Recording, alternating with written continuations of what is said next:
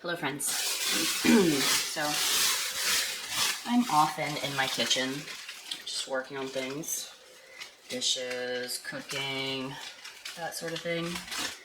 And so I thought we'll have a little Sinkside chat, just chat about some stuff that's kind of on my mind, kind of thinking about.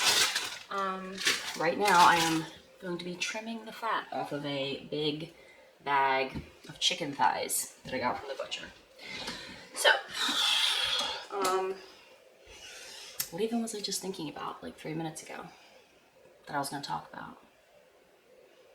Let's see, will I remember?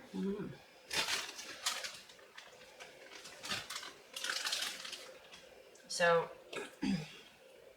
I've mentioned before, but I used to be vegan.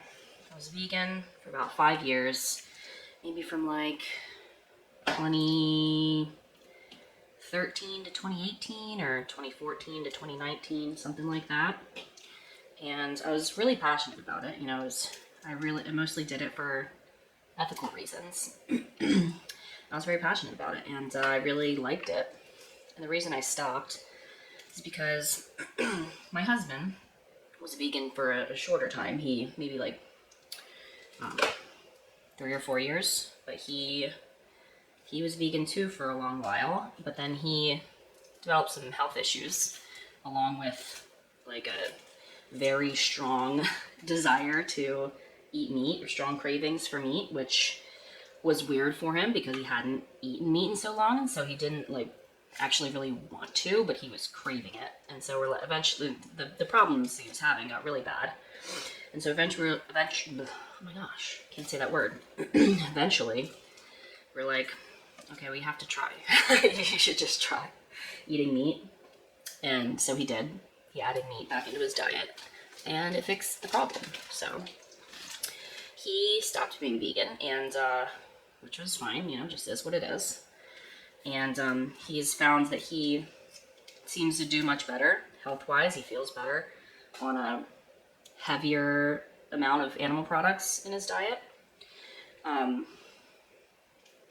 But I kept being vegan for a while after that, and we would just eat different things, make different, you know, dinners. And he still ate vegan meals, but we would just eat some different things. But then we started having kids, and life just got really hard. And we lost our first baby, and then our second, which is our oldest daughter, she didn't take to breastfeeding well, and so I was up pumping like every 2 to 3 hours all day and night for several months, and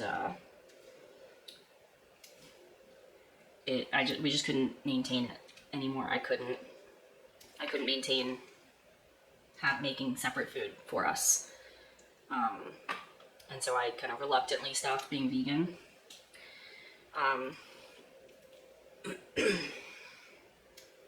And then just over time, you know, life has definitely slowed down. You know, it's a bit easier now. But over time, you know, my views, I've kept learning and thinking more, and just over time, my views have evolved. I was never completely convinced that veganism was like the healthiest diet or anything. I was mainly doing it for ethics. I do think that, you know, clearly veganism does not work for all people, but it does work for some people. Some people are long-term vegans and they're very, very healthy. So I think, you know, there's just, you know, different diets work for different people.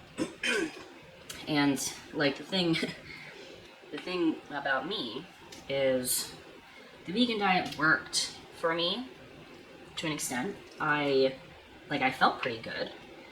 I never got sick, but it was also before we had kids, so I don't know if that would still be the case now if I were vegan. Oh gosh. Dropping pieces of fat. Nasty. But yeah, so I felt pretty good, never got sick. The problem was, and I'm very sorry if this is TMI, but I was basically just farting the entire time I was vegan. Like, I had terrible gas and bloating the whole time. And, you know, I always like look into, you know, vegan sources and like what they're always just like, oh, your body just needs time to adjust, like to the increased fiber or whatever. No, my body never adjusted.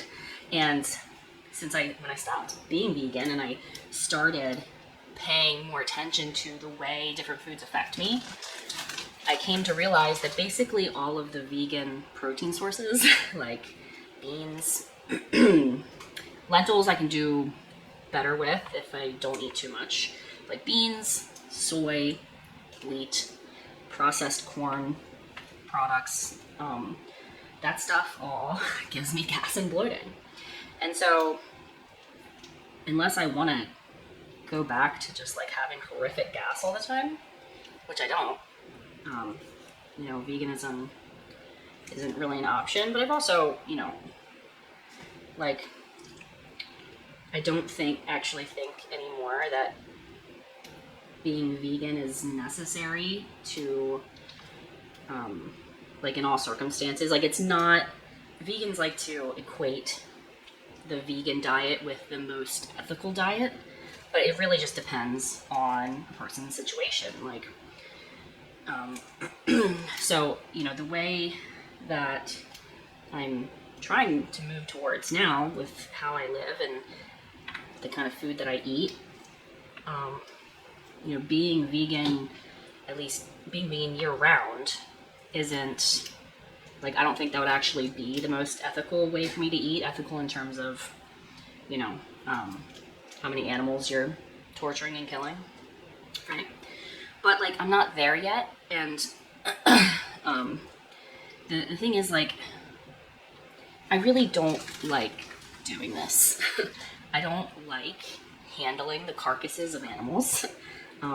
Particularly, like, the chicken that we get, it's like, we have access to really high-quality, locally raised, you know, pastured animals of all sorts, but we just can't afford it, you know? It's not feasible. We do try to, you know, our food budget is fairly high because we don't eat a lot of, you know, pasta and beans and these sorts of things.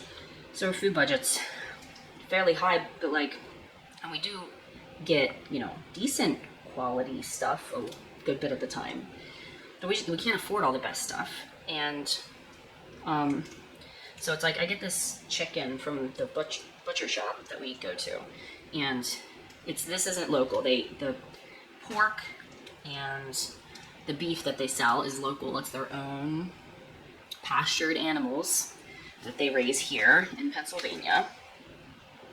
And it's like, I'll put a picture on the screen. The shop is like here, and then the slaughterhouse is like here. They're basically attached. They're right next to each other. It's, you know, it's as fresh as you can get, right?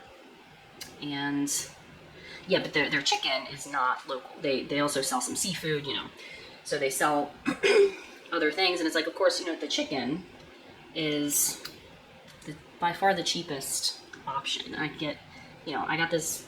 They sell big bags of like chicken breasts and chicken thighs, which then you have to like clean up yourself and whatever, and so it's a bit more work, but it's like super cheap, and it's really helpful for us to have this super cheap source of protein. But then it's like, I don't like doing this. I don't like eating animals and handling the carcasses of animals that were like basically just tortured their entire lives, because that's what factory farming is, right? Like, it's horrific torture, and I still want to avoid that as much as I can. But it's just, you know, we have access to stuff that's a bit more ethically sourced, and I know, you know, vegans will argue about, you know, like, it's, if you're not vegan and you've never been vegan and you've never existed in vegan spaces, you should probably just not bother watching this video. But, like, you know, vegans will say, well, I mean, there's no way to ethically kill an animal. But it's just, you know, from my updated perspective, there's no avoiding it. You know, even vegans acknowledge that their diets are not devoid of animal death. You know, because animals die in the fields during harvesting of many of the vegan staples. Oh, potatoes too. I forgot to mention potatoes. Also give me gas and bloating. Major vegan staple.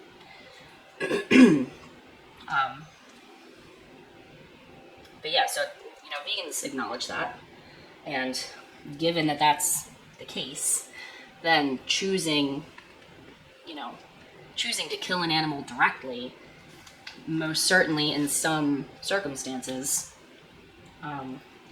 will end up being the more ethical choice versus choosing the thing that isn't actually a dead animal but results in numerous dead animals, So it's just not as black and white as a lot of vegans like to make it out to be. And particularly, it's like if you're somebody who's just getting all of your meat and animal products from the grocery store, then yeah, going like the more plant-based you go, basically the less animal suffering and death you're causing, because all of those animals are fed on corn and soy and wheat, that also has the same issues as the corn and soy and wheat that people eat. But if you're someone like me and many other people who try to source your animal products a bit better, it really just depends on the situation. And so it's like I can acknowledge that, I see that, it seems true to me, but then it's like I still have to do this. I have to cut the fat off of nasty, slimy chicken flesh, right? And I don't like eating this stuff either. Like, I prefer eating heavily plant-based. I like that. I prefer eating plants, mainly. As you know, maybe if you've seen any other videos of mine recently, I've gotten more into drinking raw milk, which I do quite enjoy that. It's funny, like, dairy was the thing that I became most disgusted with after going vegan, because it's like, it's the breast milk of another animal, like the commodification of the reproductive system or whatever, like, But now it's like, and my comfort with it now is in large part because I can go to the farm and see, like, I live in rural Pennsylvania, okay, like I have access to all this kind of stuff. There's, you go to the farm shop and it's just, their pastures are right all around there, and you see all their cows chilling out in the grass, and you see their milking parlor, like they have it so you can see it on the other side of the shop. There's like glass windows or whatever, so it's like they're very transparent. And like, yes, of course, those animals end up getting killed eventually, but again, we go back to the same thing. It's like there's no avoiding animal death. Like, unless you live in the tropics and eat just like tons of fresh produce all year, and that's basically your diet, like maybe some kind of raw vegan or something, then there's no avoiding that. And I also just feel really good drinking the raw milk. It doesn't give me any issues, and I've come to feel like my body craves it. Like, the taste is like, it's fine. I'm not like blown away by it or something, but my body, like, I just crave it. I don't know. The farm has not resumed their raw milk sales yet after the potential bacterial contamination issue, which led to the premature ending of my milk fast. But I got the notification that there's a recall or whatever, and they're like, if you have any of our raw milk, don't drink it because there's like potential Campylobacter or whatever contamination. I'm like, yeah, I've been only drinking it and I'm totally fine. So either I got lucky and didn't get any of the contaminated milk, or my body's just cool with Campylobacter or whatever, like they chillin'. My stomach's like, yeah, baby, let's go. Yeah, so. And it's nice, they get they test their stuff regularly. Like they're very compliant with like the state in order to make sure everything's legit. Like, you know, it's good. So yeah, I feel pretty good about drinking that. It's the time of year when bees and wasps are constantly like tapping on my windows like little creeps. Like, get out of here. Yeah, so I feel okay about drinking the raw milk. It's like, I thought maybe I should try like a raw diet. I never tried that when I was vegan. It was back when raw veganism was like kind of a thing. And a lot of people were trying out going raw vegan. And of course, the vast majority of people who try to do that don't stick with it. But, and I mean, it's probably just kind of dumb. Like, it doesn't really make sense to me to only eat raw foods. Like, I'm not gonna talk too much about that because that's like probably a little too niche, right? It doesn't really make sense to me to limit yourself to just raw foods, but I could see an argument for a diet being like predominantly raw foods, and there are plenty of people these days now who also do raw animal products, like the raw primal guys who are friggin' slonking eggs and eating raw meat, crap like that. And of course, raw milk is very big with them. Yeah, I've slonked some eggs. That's just not. It's just no good. It's no good.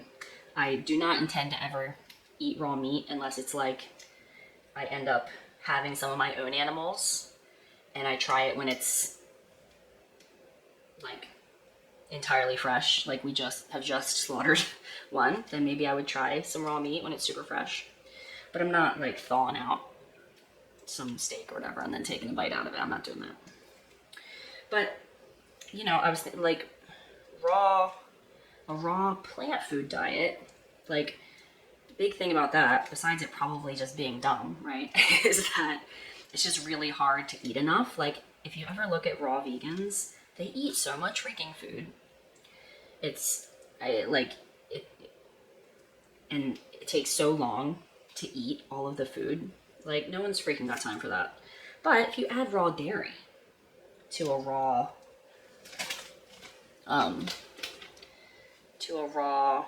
vegan diet, then like that could be a really good addition. Makes up, adds a bunch of calories, bunch of protein and fat. It's raw. It's a living food, y'all. Like, the raw vegans love to talk about, eating living foods. Milk is definitely a living food. It is a fermenting or fermented food, right? It's raw milk does not spoil. It ferments. So it's totally a living food. It fits the theme, right? Definitely more so than like raw eggs or raw meat. And it's something easy. You just friggin' drink it. And then maybe some oysters too. Raw oysters, clams. I love that stuff. I could totally do a raw diet that is just like fruits, vegetables, a little bit of nuts and seeds, raw dairy, and like raw oysters. That sounds good. That sounds pretty good. Sounds really good. And that's the stuff that really makes me feel the best. Like, fruits and vegetables, I do great with. The raw milk, I do great with. I tolerate small amounts of nuts and seeds just fine. I've never had any issue with that I've noticed. And shellfish, I'm good with shellfish. And maybe add some raw fish in there too. What is it called? Like sashimi? Or something like that. Sashimi? I forget. Go friggin' raw diet. That'd be fun. That'd be a fun thing to try.